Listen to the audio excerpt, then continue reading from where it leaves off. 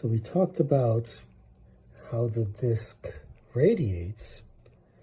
So here is a thin disk, right? So the black hole is triggered either by secular processes or an emerger, and eventually you get material settling into a thin disk around the black hole, rotating one way or the other. But it's in the plane of rotation of the black hole.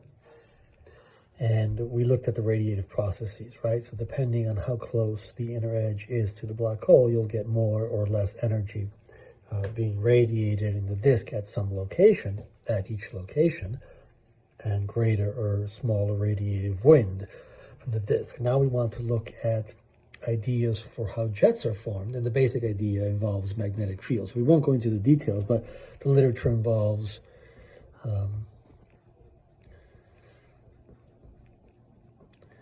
Blanford's-Nyack, 1977, and Blanford and Payne, 1982. And this process, the process described in this paper, it's really Blanford and Nyack, involves magnetic fields threading the black hole. So these magnetic fields are brought to the, and of course the magnetic field goes on and comes back because it's divergenceless. These magnetic fields are brought to the black hole by the accretion disk, right? This is a magnetized plasma. We've actually looked at the equations for this in previous lectures. There's a sort of a large scale magnetic field threading the disk, and that gets dragged in by the dragging versus diffusion equation, which we looked at. And so we sort of bend the field lines this way in the disk, and we can continue the field lines out there. So it's sort of symmetric here, and here's less bending.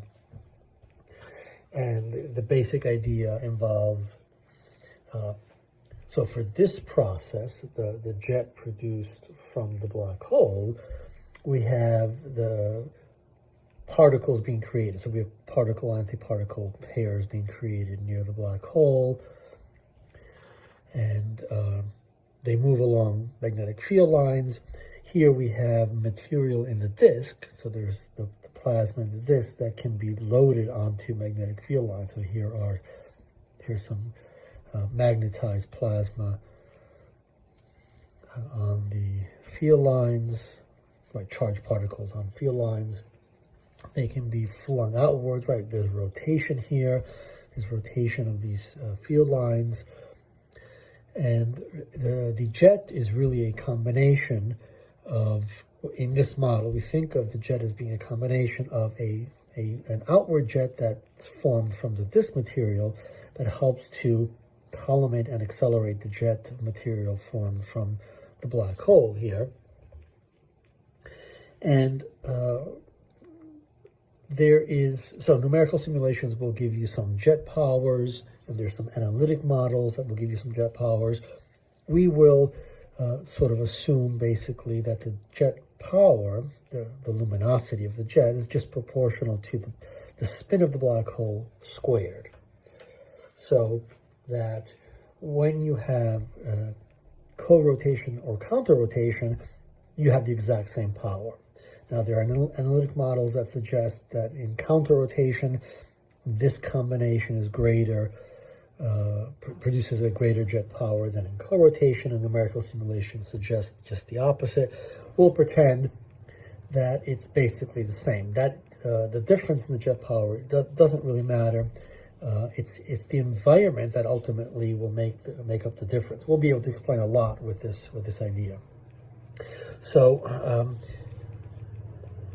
we're going to map this onto the radiative processes of the disk as the black hole spins up, because black holes can only spin up in this model. Right? Well, spin toward the co-rotation regime, right? If it's counter-rotation, then the black hole spins down, but that's like spinning up toward the co-rotation.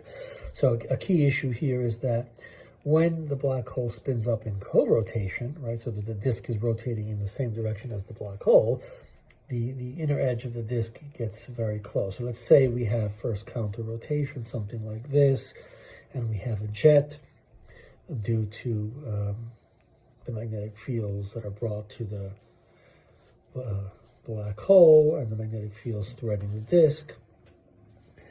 And we spin the black hole. This process continues, accretion continues. Eventually, we spin the black hole up to high spin in the co-rotation regime. So this looks like this. We know that the accretion, that the radiative efficiency of the disk has increased.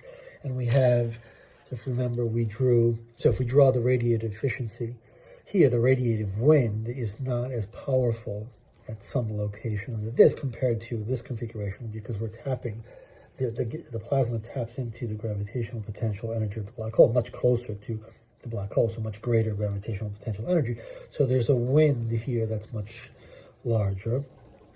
And so, roughly speaking, we're going to say that whereas here we see mass loading onto field lines, which is crucial for jet production, right? So we have mass flowing onto field lines, which is crucial for this disk jet to collimate and accelerate the black hole jet. That's no longer happening here. So we have magnetic field lines threading the black hole and threading the disk,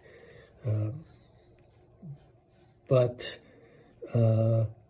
the radiative wind is much more powerful in this configuration because the ISCO is much closer in. And so basically we don't get mass loading of the magnetic field close to the inner edge here, because the material is launched outwards in a powerful or more powerful disk wind. So this is a disk wind caused by radiation. And so you actually suppress the jet. So you get jet suppression at high spin, at high enough spin, and we'll sort of think about that in more detail quantitatively, maybe around a spin of 0.7 in co-rotation is sort of the boundary line between having a jet and ending in a jet suppression. In other words, you have no jet. So we'll put these things together and we'll look at different environments and we'll be able to explain many of the observations.